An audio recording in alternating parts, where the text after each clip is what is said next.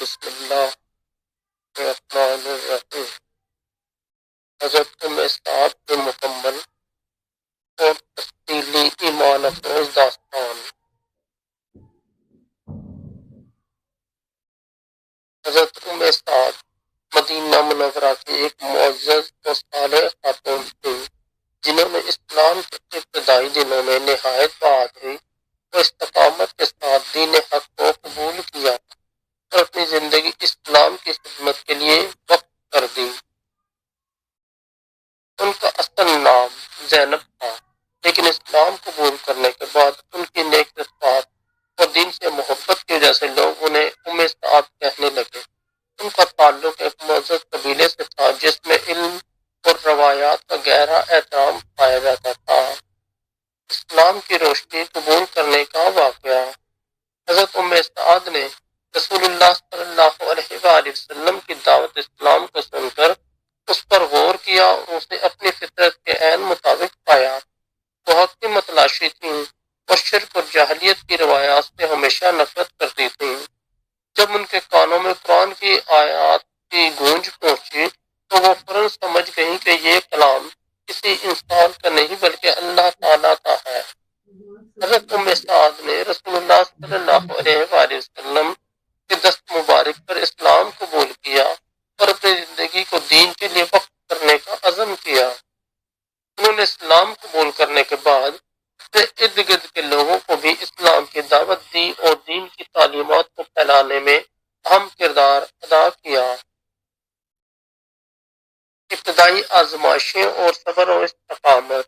اسلام قبول کرنے کے بعد حضرت سعد رضی اللہ تعالیٰ عنہ کو سخت آزمائشوں کا سامنا کرنا پڑا۔ ان کے خاندان اور قبیلے کے لوگوں نے ان کے ایمان کو کمزور کرنے کی بھرپور کوشش کی۔ ان پر دباؤ ڈالا گیا کہ وہ اسلام کو چھوڑ کر دوبارہ جاہلیت کی روایات کی طرف لوٹ آئے، لیکن حضرت سعد نے اپنے ایمان پر پہاڑ کی طرح ڈٹی رہی۔ ایک بار ان کے قبیلے کے سرداروں نے انہیں دھمکی دی کہ اگر وہ اسلام چھوڑ کر واپس اپنے پرانے دین کی طرف نہ آئیں تو انہیں سماج سے نکال دیا جائے گا، لیکن حضرت سعد نے ان کی باتوں کو نظر انداز کرتے ہوئے کہا، میں اس دین کو نہیں چھوڑ سکتی جو مجھے اللہ کی پہچان کرتا ہے، جو حق اور باطل کے درمیان فرق واضح کرتا ہے۔ اگر مجھے دنیا کے تمام عیش و آرام دیے جائیں اور اس کے بدلے میرا ایمان چھین لیا جائے تو یہ میرے لیے ناقابل قبول ہے۔ مدینہ میں دعوت و تبلیغ کا کام۔ حضرت سعد نے مدینہ میں اپنے گھر کو اسلام کی دعوت کا مرکز بنا دیا۔ ان کا گھر خواتین کے لیے ایک ایسا مقام تھا جہاں وہ دین کی تعلیمات کرتی اور قرآن کی تلاوت سنتی۔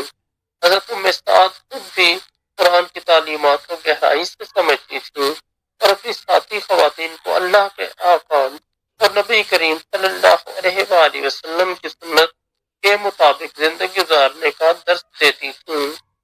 ان کی کوششوں کے نتیجے میں کئی خواتین نے اسلام قبول کیا اور دین کی راہ پر چلنا شروع کیا۔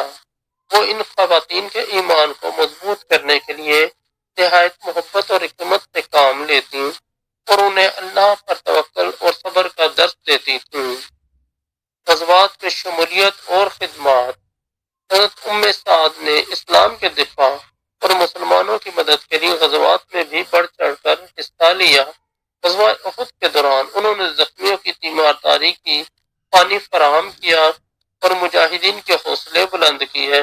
ان کی بہادری اور قربانی کا یہ عالم تھا کہ وہ میدان جنگ میں زخمیوں کو سہارا دیتی تھیں اور ان کی مرہم پٹی کرتی تھیں۔ ایک موقع پر جب مسلمانوں کو پانی کی سخت ضرورت تھی، حضرت سعد نے اپنی جان کو خطرے میں ڈال کر میدان جنگ کے بیچ زخمیوں تک پانی پہنچایا۔ ان کی یہ خدمت اور قربانی مسلمانوں کے لیے ہمیشہ یادگار رہے گی۔ اولاد کی اسلامی تربیت۔ حضرت سعد نے اپنی اولاد کی تربیت کو ہمیشہ اپنی اولین ترجیح رکھا۔ ان کے بچے اسلام کی تعلیمات کے مطابق زندگی گزارنے والے نیک اور متقی تھے۔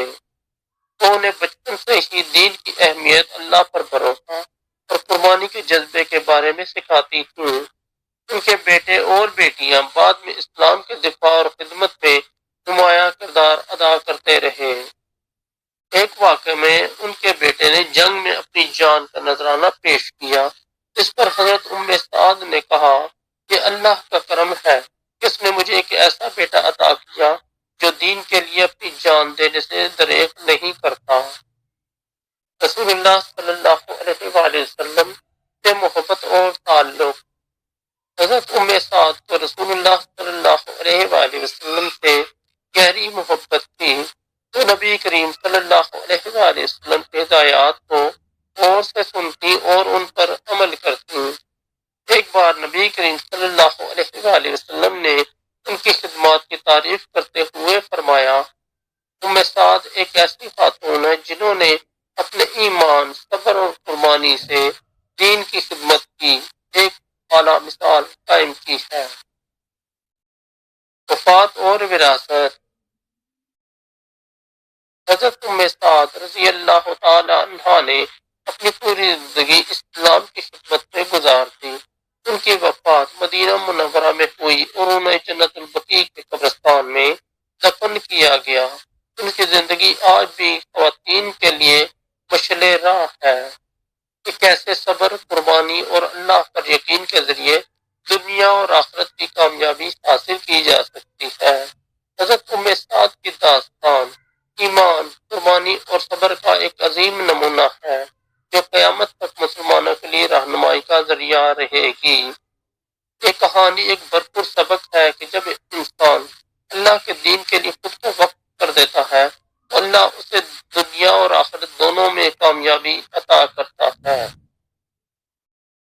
دوستو، اگر ہماری اسٹوری آپ کو اچھی لگی تو ہمارے چینل کو